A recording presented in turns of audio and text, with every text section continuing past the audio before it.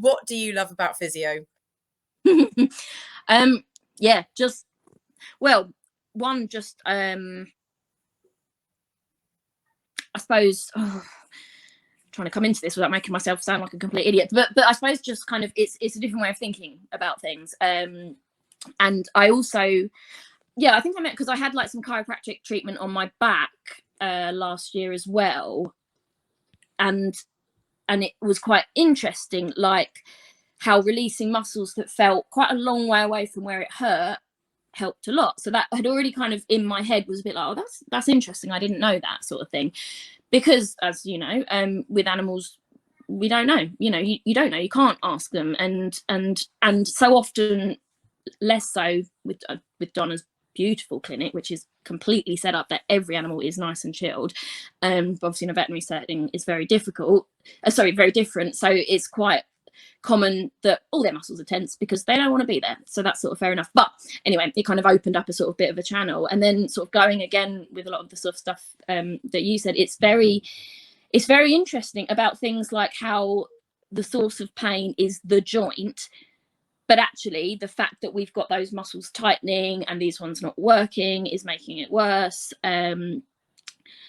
Which sounds so, so once you get to a certain point, it's not just a case of taking pain away, because those muscles are still spasming and tight, and okay, they might not hurt, but they're still not working kind of like they should be.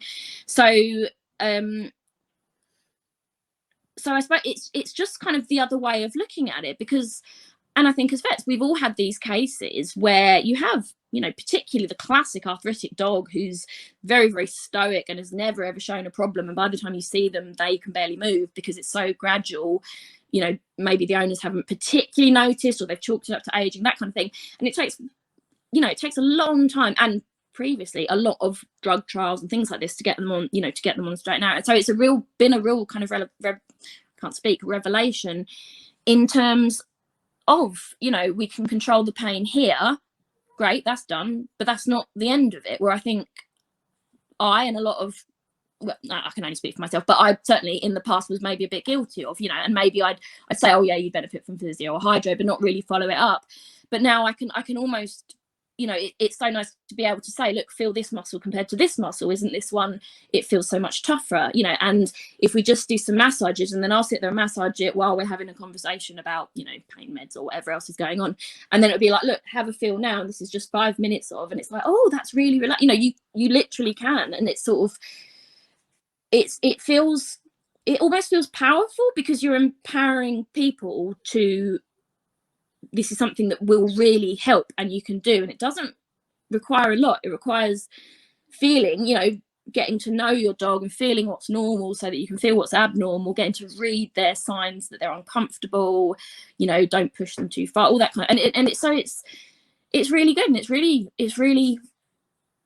rewarding, because it's another way of helping, and it's not just helping the dog, it's helping the owner, and it's yeah